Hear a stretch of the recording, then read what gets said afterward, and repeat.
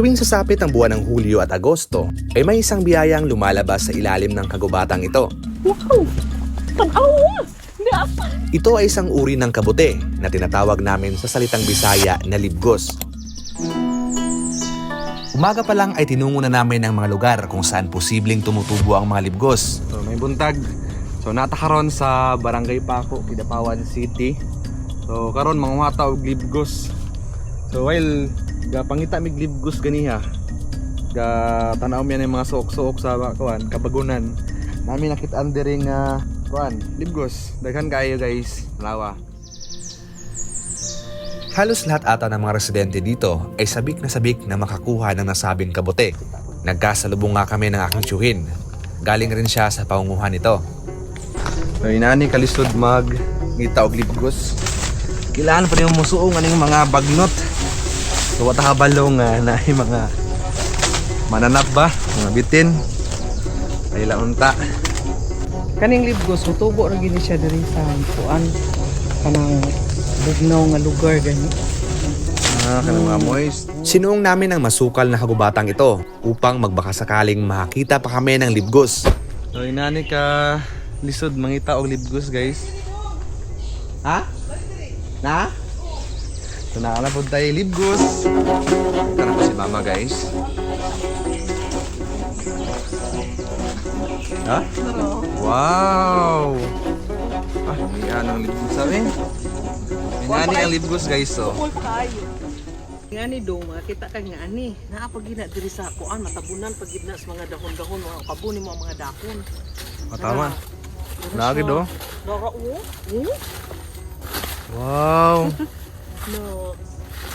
Nami tanawon sa mga libgos eh. Napadjud o. Oh, napadiri guys oh. Napadjud o sa likod. Muna sila. No, to napadjud o. Daghan kay ma? Ay, tura po na pa na do. Ay. Agad namin kinuha ang mga libgos na aming natagpuan sa bahaging ito. Charan. Diri nga side. Yan ni kadaghan na amo ang nakuha. Pang sudan na siya, tibok adlaw. Daghan na kay mga kaon na ni guys. Kani magungkuan, kaning libgos sa kuan na siya, nagi ni siya sa naay mga bulan ba nga kanapitang turok tagsara mga July ug August, moro ginaiyahang turok niya. Pag maturok na gaya na siya, alipay na kaayo ang mga tao kay syempre kuan na kanang libre man pod pagsudan na. Nagpatuloy kami sa aming paghahanap ng libgos. Hanggang sa nakita namin ito. Ano pa? Wow! Tanawa! Hindi apa! Daghan ni. Bumungad sa amin ang napakaraming bilang ng libgos. Ang aking ina ay tuwang-tuwa sa kanyang mga nakita. Pati pa yung kuan na. Pati pa yung sukula. Feel gid na ako maabdan may kahapon karon guys kay daghan kaayo. Gasan na. Mama di gid mo undang. Tara guys, daghan kayo. Yan. Gapon. Ngani ka abunda ang libgos diri sa sobra kadaghan sa mo ang nakuha. Akong kamot hapdos na kaayo. Mura niya ginahilis ba akong kuan kung wakay kubal naman kay arang-arang gamay akong kubal. Pero inana siya oh. Hapdos. Hindi nagdamot ang kalikasan. Biniyayaan tayong makita ng ganito karaming mga libgos. Tila ba'y malilito na ata kami kung anong luto ang gagawin dito. Kasi mga karaniwan na ginalutuan ng libgos. Daghan oy. Sa amoa kay kuan man amo alam man ang gisahon, adobo ba. Yeah. Tapos kanang daghan man kay ang uban ana butangan na mo kanang kamunggayan or paisan. Kayo, anong luto ang pambato niyo dito sa libgos? I-comment na yan sa comment section.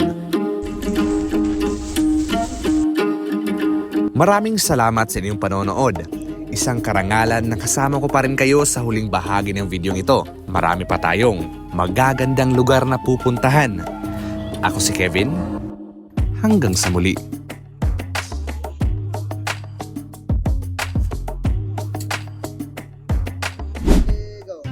Ang mga silingan dire, pag magunhanay din na kuan palabi natin ka ng tinturok nas mga libgos. Magkuan na lagi magunhanay labi na kami tasyo.